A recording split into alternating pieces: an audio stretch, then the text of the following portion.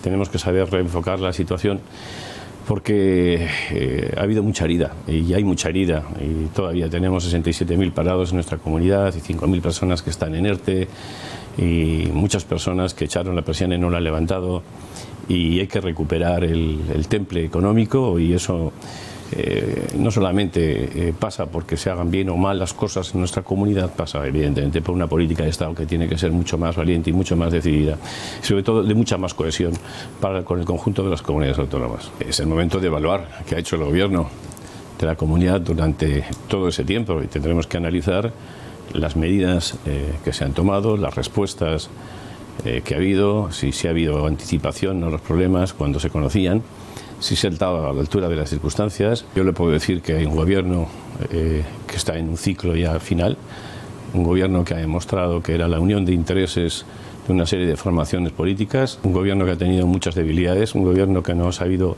afrontar los momentos más difíciles, sobre todo en el escenario económico, de una manera valiente, anticipándose a las circunstancias. El señor Lambán se ha dedicado a otras cuestiones, se ha dedicado a otras misiones que tienen mucho que ver con ensalzar su figura, con ensalzar su acción, con venderse como ese gran gestor.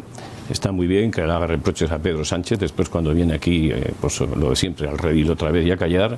Pudimos verlo hace poco con la visita de Pedro Sánchez para decir que las comunidades de Aragón y Cataluña concurrirán en igualdad de condiciones.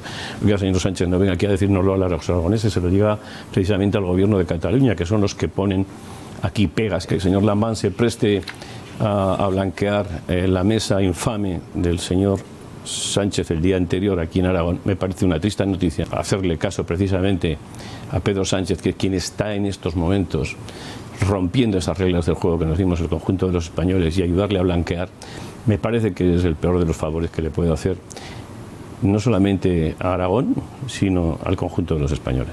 Siempre hemos estado dispuestos a hablar. Otra cosa es que el gobierno de Aragón en materia de presupuesto nunca ha querido hablar con el Partido Popular. Cerraremos este año con cerca de 9.000 y pico millones de euros de deuda, con un déficit también evidente que ahí está. Habíamos aprobado el presupuesto más importante de la historia, que iba a dar cobertura, y la verdad es que estamos, pues hay que decirlo claro, en una situación económica mala y además, por qué no decirlo, casi arruinados y con una debilidad tremenda. Y esta es la realidad, le guste o no le guste al señor Lambán y a su gobierno. No ha habido capacidad para dar respuesta a las diferentes situaciones que se han ido planteando, y siempre ha habido que echar mano de los ayuntamientos o de las diputaciones o de los fondos europeos. Ha quedado demostrado que cuando se bajan los impuestos se reactiva más la economía. O sea, es que no podemos ser la segunda comunidad autónoma en lo que es el tramo de la renta, de los tributos cedidos, pero es que en el tramo más bajo somos la primera de España. Es que no podemos ser la tercera en sucesiones y no podemos ser la primera en patrimonio, y cada vez producir cuesta más, las materias primas están más caras, la luz es un disparate continuo, los carburantes han subido.